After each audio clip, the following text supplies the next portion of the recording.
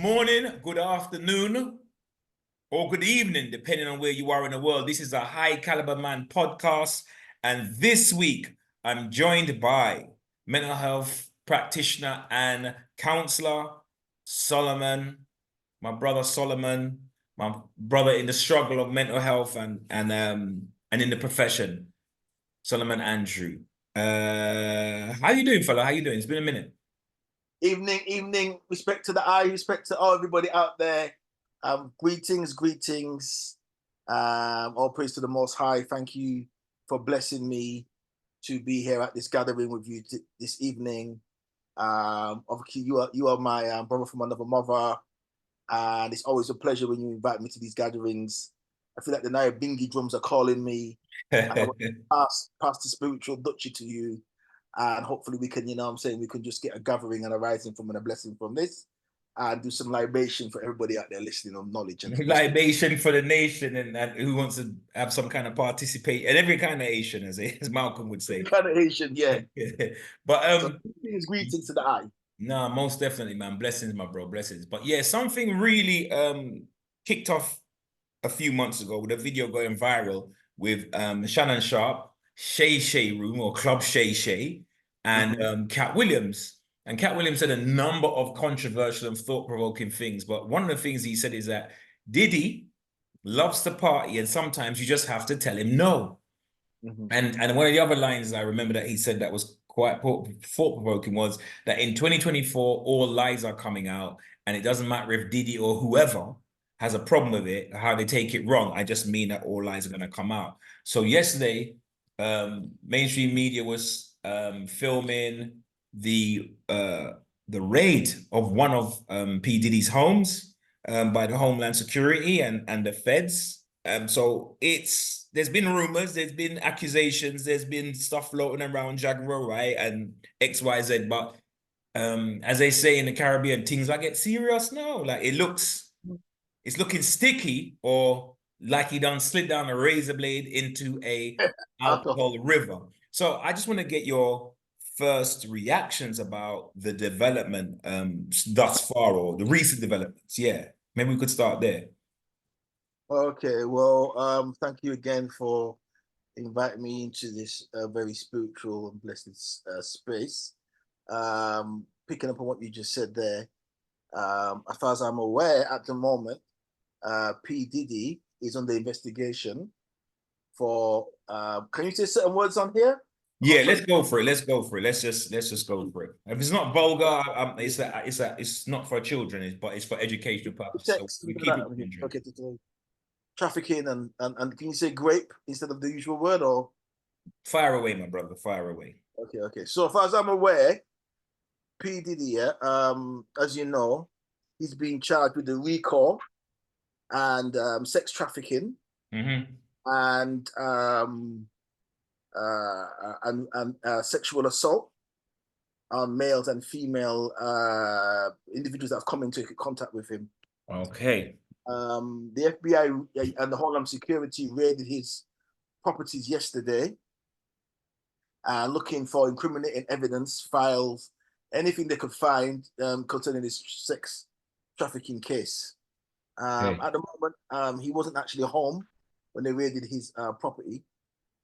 He was out, and I think he flew to Cape Verde, which is very similar to where there is no extradition, but that's where Jeffrey Epstein used to fly on his Lolita plane. He'd go there as well.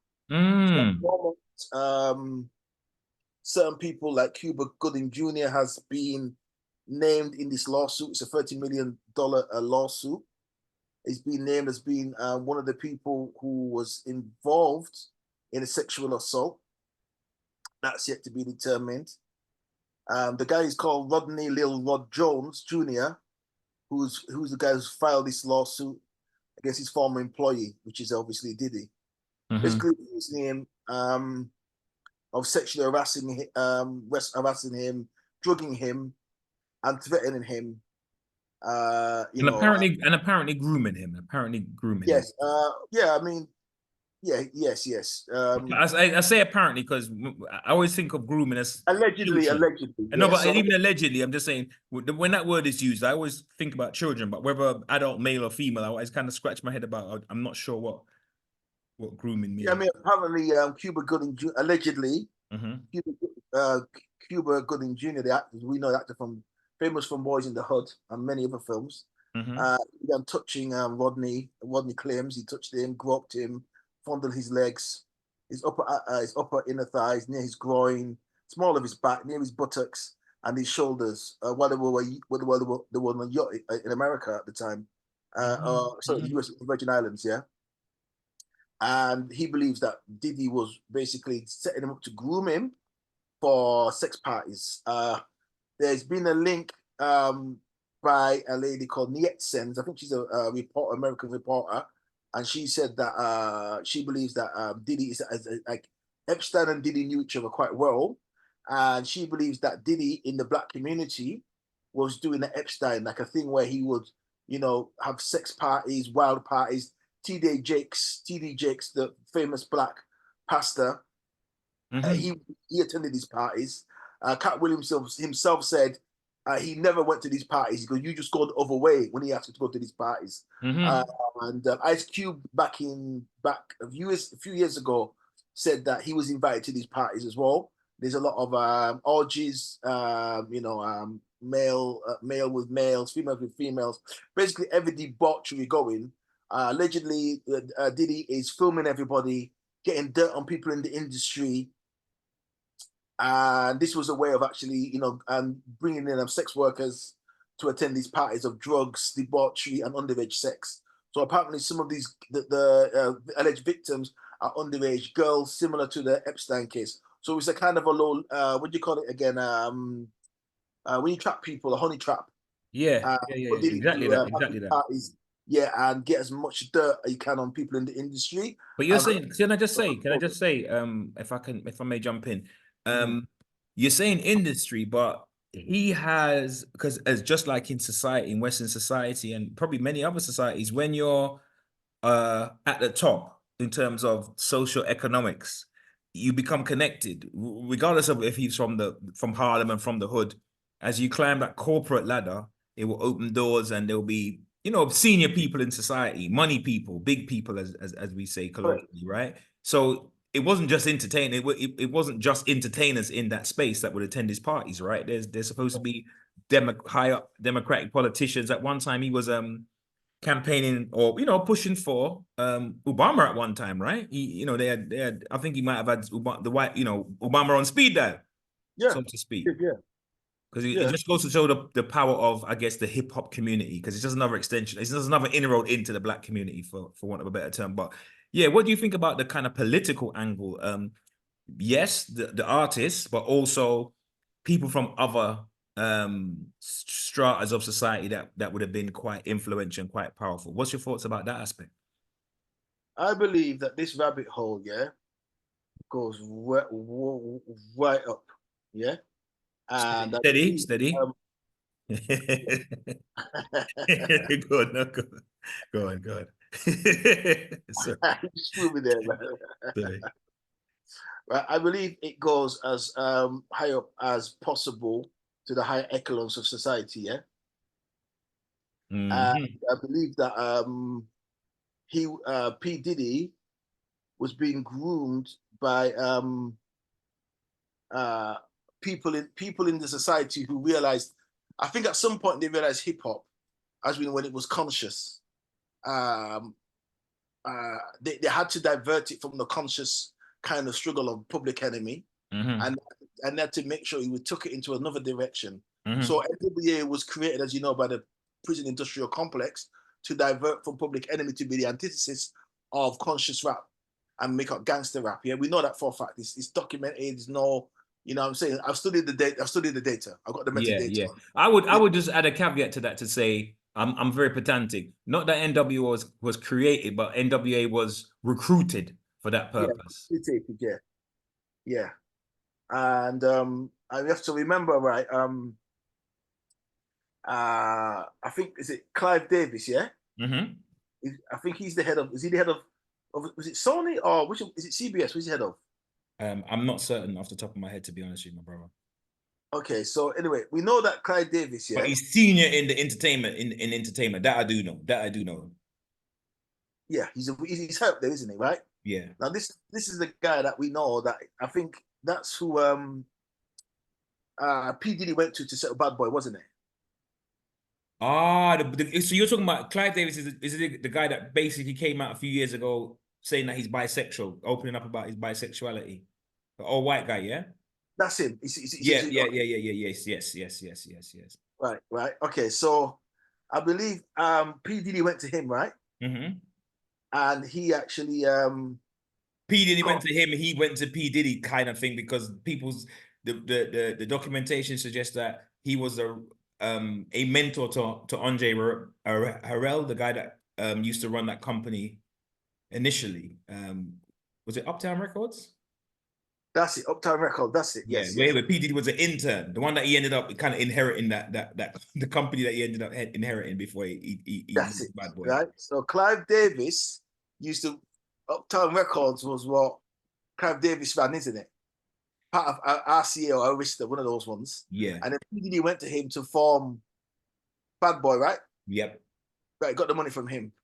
And he now the old man now says that him and Diddy were sex partners, right? That they used to have relationships. He Woo! also he signed Whitney Houston, right?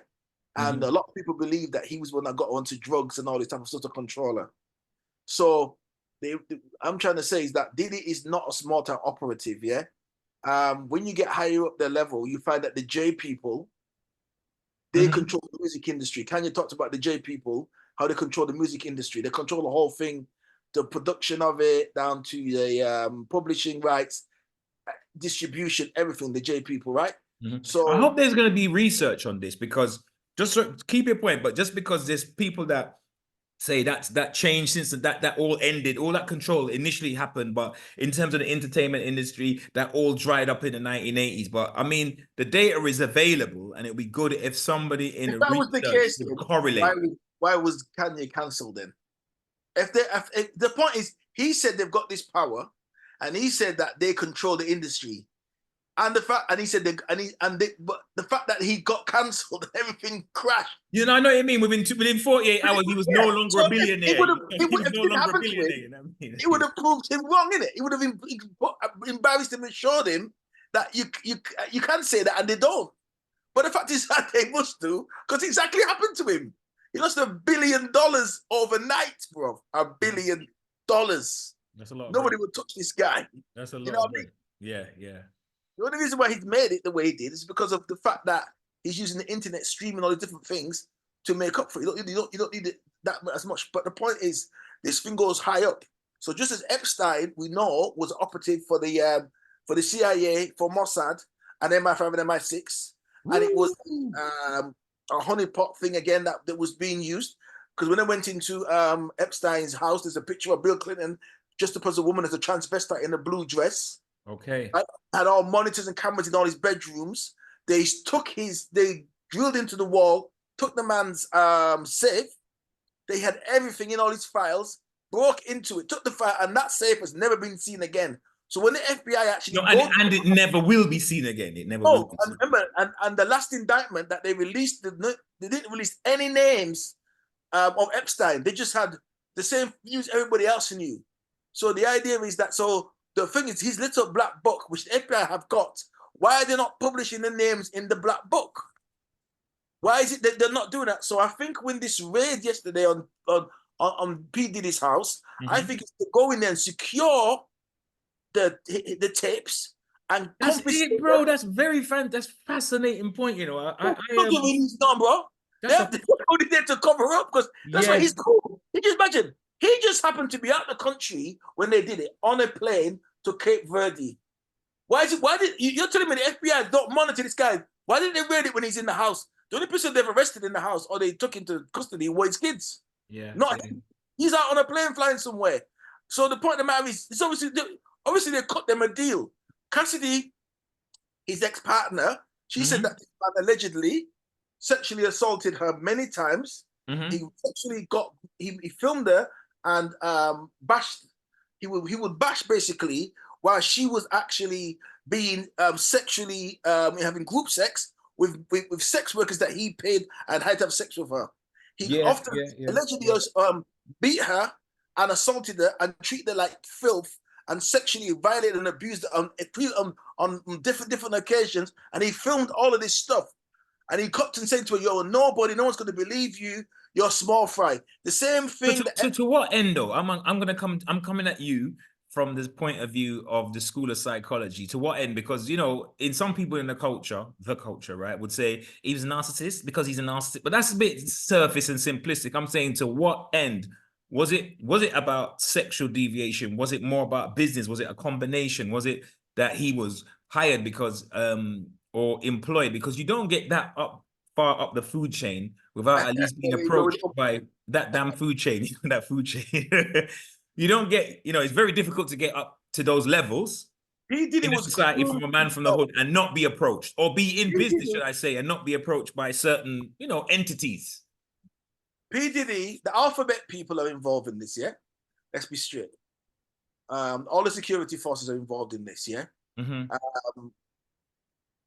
Easy E was recruited by the prison industrial complex through his white J manager. Mm-hmm. There's always a J guy involved who recruited him to bring him into the so he could basically create an atmosphere in which black people were motivated or moved into a particular direction. And that direction was all about black women are bitches, whores, don't bite it, the video's all about all sex, filth, degeneracy, yeah? Mm-hmm. And I think, again, this is because there was a video, I don't know if you saw it online, where there was this Jewish conference. It's online, I don't know if you've seen it. And there's a white woman, it's a big Jewish conference, and she said the number one problem for the J people are black people and black youth. She goes, they are going to cause us problems in the future. We have to make sure we keep a tab on this community, and the Black American community is a problem. So a few months back, there was a problem where the Jays were saying, how come we fought in the civil rights movement? We went through all this stuff with them, and now they're throwing us under the bus when it comes to Israel. Remember all that? No, I'm unaware. There was a big I'm schism unaware. between them. I'm unaware. Shapiro talks about it. Everybody was upset. Mm-hmm.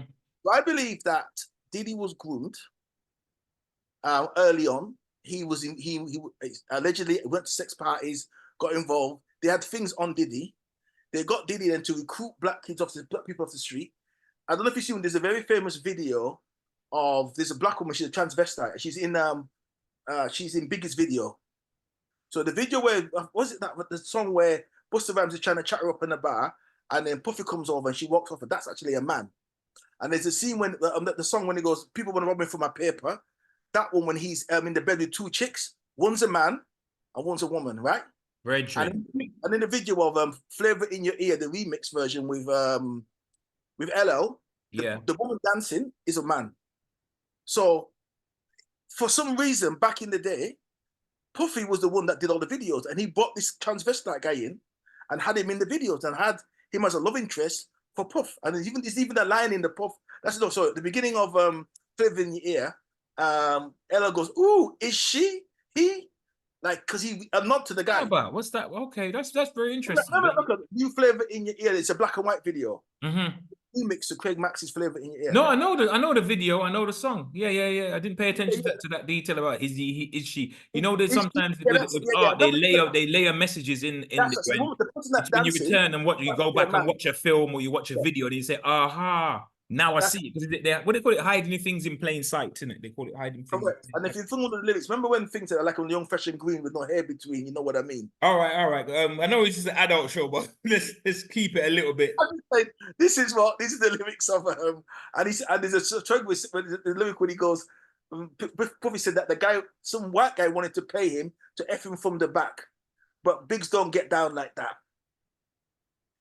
I'm telling you, there's a load of problematics with this because, for one thing, Puff is an architect, right?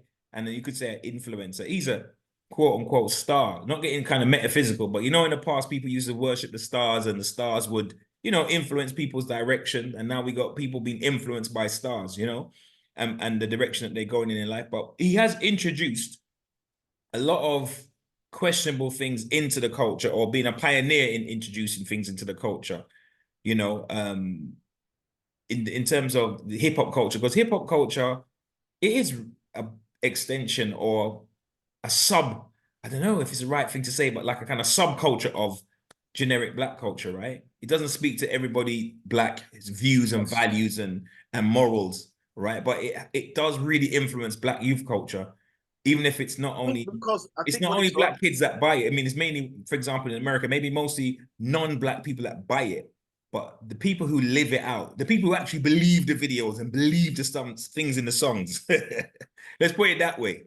You know what I mean? It No, permeates, no, right, to the hood. realistic. It permeates to places like London and Manchester, where it's not hip hop. It's not the Bronx, but they've grown up on MTV, and then they create drill and grime and sort of replicate it with a UK flavor. Do you know what I'm trying to say to you? And the same thing happens in the Caribbean with people like Vibes Cartel and whatever. They've, you know, dancehall initially influenced hip hop, but then hip hop came back and it influences dancehall, right? So, yeah, black people tend to be living the culture if they're not buying the music.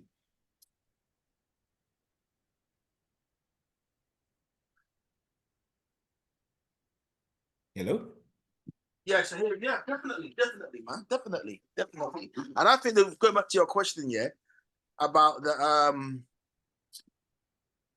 going back to the question about what it's all about, I believe that the security services, the alphabet lot, yeah, the government are absolutely involved in recruiting P. Diddy, the same as did Epstein, Yep. to use sex, blackmail, and manipulation to garner information about certain people who they want to control and have a power over them.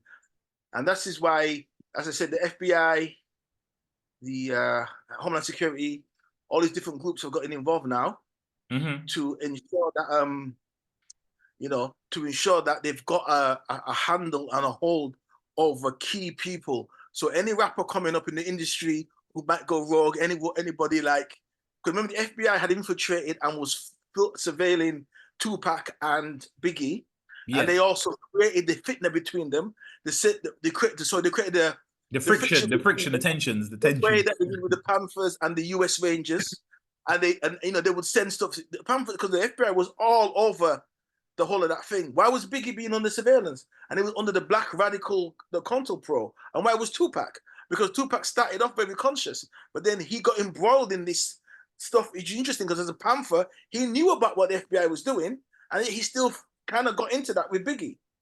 And there is an argument to say, right, that although people have his poster, he's a poster boy, he's seen as like a kind of sort of messianic, you know, kind of Malcolm X or Dr. King, that Tupac is PSYOP. See, Tupac is PSYOP, and that he was recruited because I believe it's Jason Whitlock. He plays a video on his documentary, on his talk show, and there is, I've seen the video before, and you've probably seen it before, but there's Tupac at something like about, I don't know, 15, and he I think he used the phrase zesty, but he does have some very effeminate, kind of like something that didn't grow up with a man in the house type of girly, the way he's expressing himself, right? Not in the evil, but just a little bit effeminate for a little teenage boy. Effeminate. So how he evolved into that thug life, like thug life. And I've heard people say this, not to say that he was effeminate, but to say once he did that role Bishop and it blew up and his popularity increased, he more or less stayed in, when he was in public, he would stay in that role. I heard Michael J. White, who was his friend, say the quiet guy in the video, he wasn't saying it to deprecate Tupac, but saying that quiet little teenager, little feminine teenager is the regular Tupac. But when people are around, he flips into that character of thug life. Like it's that alter ego. Bishop was an alter ego to Tupac, but the real Tupac is some little sensitive, soft kind of kid. But he was recruited for COINTELPRO purposes, or you know, counter-revolutionary. Since he's son of a counter-revolutionary purposes. Okay, I think two things. I hear what you said, and I hear exactly what you're saying, and that makes a lot of sense. But I think two things for that. One is, as you said earlier, you wouldn't say NWA was recruited. You said that they was a useful tool, a useful site. They weren't created, but they were recruited. Yeah. So Tupac himself said this, and you know he said this. He said, I am effeminate. I'm not masculine. Even at the height of his thug life, he says that I don't act like a man. He goes, I act like a woman. He goes, the fact that I get emotional, the fact that I rant, the fact that I spit at people and I act wild, he goes, that's not a masculine. He said, I grew up with my mom taking me to the hairdresser, hair salon, and hearing black women curse off black men and say, black men ain't shit, black men ain't crap. And he goes, and I didn't have, and my mom told my dad was dead. So I didn't have this father figure that, I didn't have this kind of father figure. And he goes, my father figure was the pimp and the guys on the corner, because all the Panthers have been arrested, because black power, black power. But then when you're not there, that vacuum get filled by the movement was destroyed. The movement was destroyed, didn't it? Yeah. Some of them were strung out on heroin or doing life sentences or dead. Those your role models, the man in the street, them type of man. So he said he was kind of zesty, you know what I mean? And but what scarred him was when he said when he was arrested by those feds that time, and they beat him mercilessly and cracked his skull open because he was jaywalking. That's what switched him. So there was a trauma. There's a trauma bond. There was a trauma switch. A trauma switch. Yeah, because he was a quiet, sensitive guy. He was not like that at all. But the minute he got his head split open, because when we said my name is Tupac, and they thought he was joking with them, innit? Because they never heard that name before, innit? For jaywalking, split the man's skull open, And after that, he just went nuts. He became bishop, right? And then he went prison, and then man left him to rot in prison. No one got him out, but then man. So obviously he went into a dark side, but he admitted he was effeminate. He said that he said, "Don't follow me." He said, "Hip hop." He said, "All of us in the hip hop field were men, because the fact that me and Biggie are bitching, it's like we're gossiping like two bitches. Because men don't do this crap. Men are not in rap." He goes, "It's a feminine act, a gay thing." He said it himself. Men don't do this. No man's gonna be a rapper. You know what I mean? A man goes out and builds and creates things. Rapping just bitching is nursery rhyme.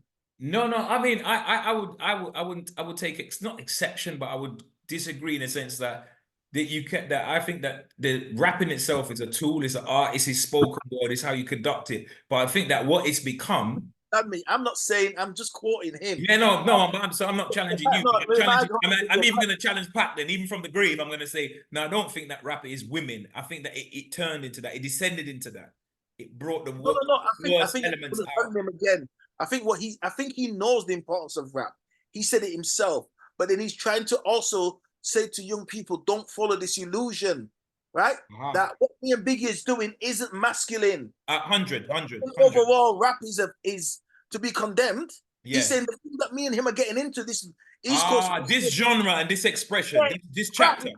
Yes. I'm acting like a woman. I'm not acting like a man. This is not masculine. Kevin Samuels would agree with that.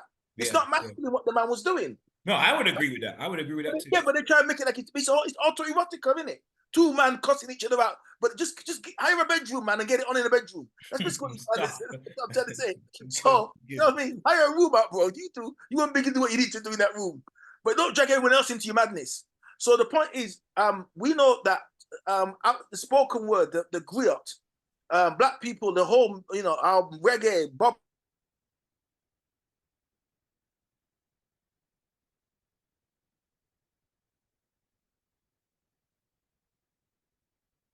Hello? We seem to have lost Solomon. He's broken up, unfortunately, but he was just getting into the flow. Maybe an unstable internet connection. Hello? Yeah, you were just in mid-flow. I think we've only... I was just basically saying that if you look at Mali, you look at what they're doing with hip. So hip-hop music is a multi-billion-dollar industry. It has terrified the white society from the beginning, from the message. Black people have the power. It was for the reason why the civil rights movement changed was because of Motown, was because of the music, because black artists showed, the only way they could show that they were human, they were civilized, was through our music. And we changed America, we changed the world for our music. So they know the power of the music, because after prayer or spirituality is music, and music has a powerful effect on humans. And white people get changed by the message of black music. That's why American culture is black American culture. So I believe, and so like there's another. I say it this way, that youth culture, world youth culture, is black culture, because absolutely it's black. There's nothing to you have kids rapping in Palestine, you have kids rapping in India and Africa, like just some far out places or whatever. Very similar to toasting, what started out in Jamaica. So it's quite interesting. It's quite interesting. Yeah. You, Roy, and all them, man, and Grandmaster Flash, all these people were Jamaicans, and they brought that to America. So the point is, like, that's what Peter Tosh had to be killed, because the music is the most powerful. Peter Tosh said it's the most powerful expression, and them man have to kill it. They have to destroy it. So P Diddy is part of that, I believe.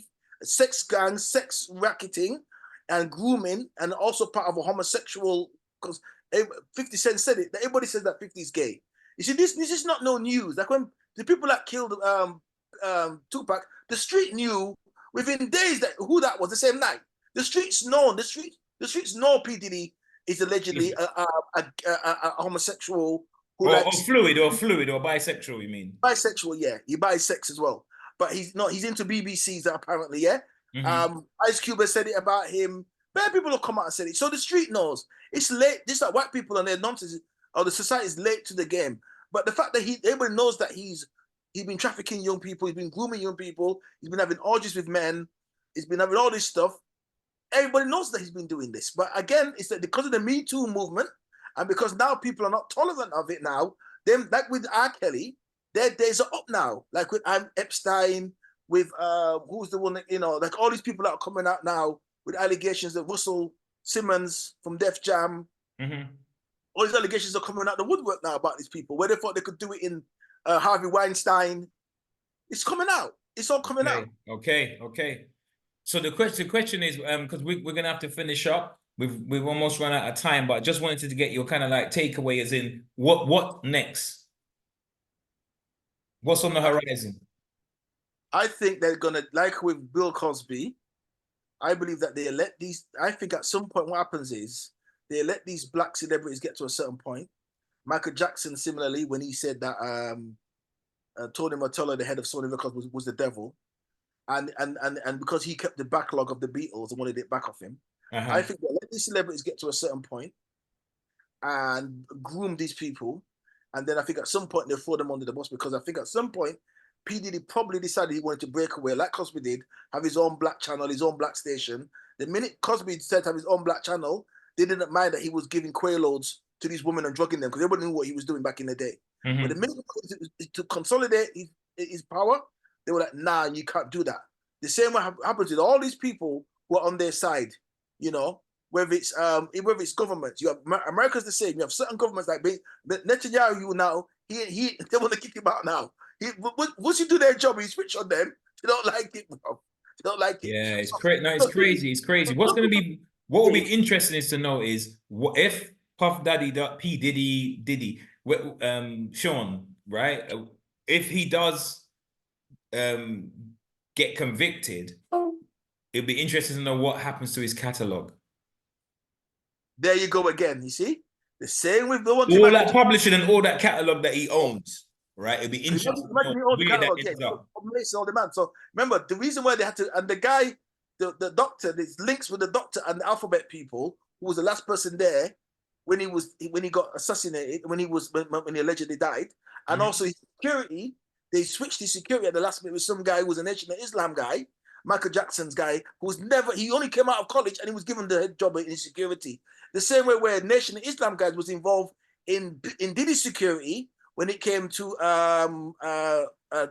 when it came to Biggie. And remember that he said, I know these, but they're nation dudes. But they were also LAPD officers. Okay. Right? So the whole thing is, so people remember the alleged thing is that Diddy paid some guy to kill to kill Biggie. I remember he's got all of Biggie's back catalogue. So days before Biggie died, he sent all of his catalogue, like an idiot, to Puffy. Wow. And yeah, it just happened because he was like, I can write like dirt in it. I've got lyrics for dirt. Let him have my back catalogue. I just write bare more in it. But then he happened to die. Wow, left him to die. On that note, we're going to have to pause the show and hope to come back with another episode of the High Caliber Man podcast. Thank you for your time, and I hope that we can discuss nihilism and the values of the Black Western world maybe in our next conversation, my brother. Well, peace and blessings, and appreciate your insights. Peace to all the eye. Stay blessed, everybody. Peace. Peace. Hey, guys. Thanks for watching the podcast. And if you enjoyed it, remember to smash the like button. And feel free to leave a comment, to share, and even click on the subscribe button for your free subscription. Till next time. Peace.